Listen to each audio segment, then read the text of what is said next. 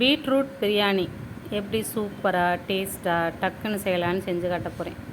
2 beetroot எடுத்து தோல் சீவி நல்லா கழுவிட்டு நல்லா திருகி வச்சுக்கோங்க. 2 பெரிய வெங்காயத்தை எடுத்து நல்லா நைஸாக கட் பண்ணி வச்சுக்கோங்க. 2 தக்காளி எடுத்து நைஸாக கட் பண்ணி வச்சுக்கோங்க. கொஞ்சோண்டு முந்திரி பருப்பு எடுத்து நல்லா சின்ன சின்னதாக உடச்சி வச்சுக்கிறோங்க. கொஞ்சம் பச்சை மிளகாய் காரத்துக்கு தகுந்த மாதிரி 2ஆக வகுந்து வச்சுக்கிறோங்க. ஒரு பாத்திரத்தை எடுத்து வச்சு அதில் 25 ml நெய்யும் 25 ml கடலை நெய்யும் ஊற்றி ஆயில் காஞ்சதும் அதில் இந்த உடச்சி வச்சுருக்க முந்திரி பருப்பு எடுத்து அதை போட்டு வறுத்துருங்க. அதில் 2 பட்டை 2 கிராம்பு 2 ஏலக்காய் போட்டு ரொம்ப போட்டுறாதிய ரொம்ப வாடை வரும், வீசும்.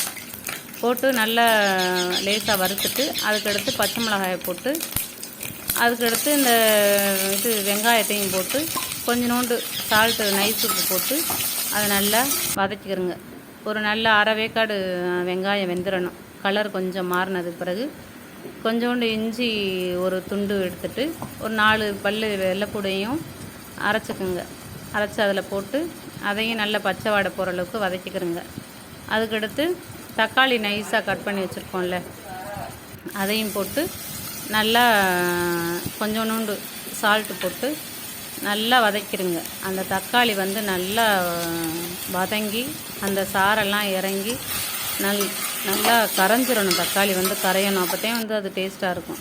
நல்லா கரைஞ்சதுக்கு பிறகு கொஞ்சோண்டு கரம் மசாலா நமக்கு தேவைக்கு அளவு, ரொம்ப போட்டீங்கன்னா வீசும், நல்லா இருக்காது, டேஸ்ட்டு மாறிடும். கொஞ்சமாக ஒரு பிஞ்சளவு போட்டுட்டு ஒரு 2 டேபிள் ஸ்பூனுக்கு பிரியாணி மசாலா போட்டுருங்க.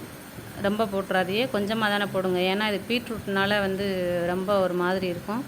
அதனால் 2 டேபிள் ஸ்பூன் போட்டால் போதும். போட்டு நல்லா வதக்கிடுங்க.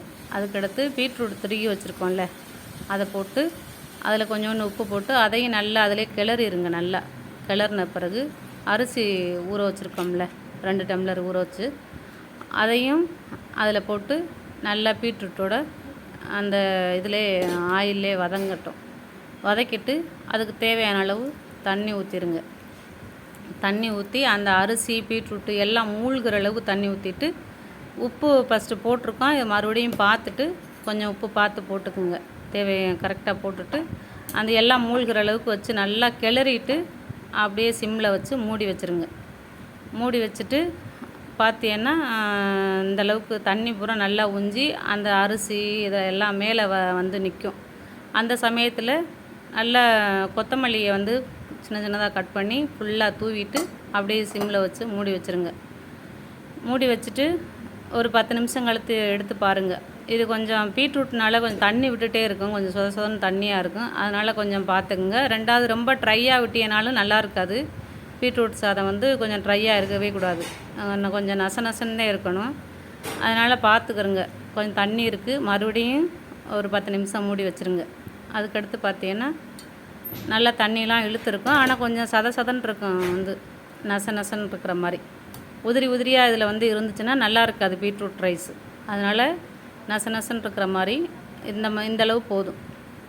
இதோட அடுப்பை ஆஃப் பண்ணிவிட்டு நம்ம எடுத்து தட்டில் வச்சு ஒரு முட்டை, நார்த்தங்காய் ஊறுகாய், செம்ம காம்பினேஷன், சூப்பராக இருக்கும். நீங்கள் சாப்பிட்டு பாருங்கள்.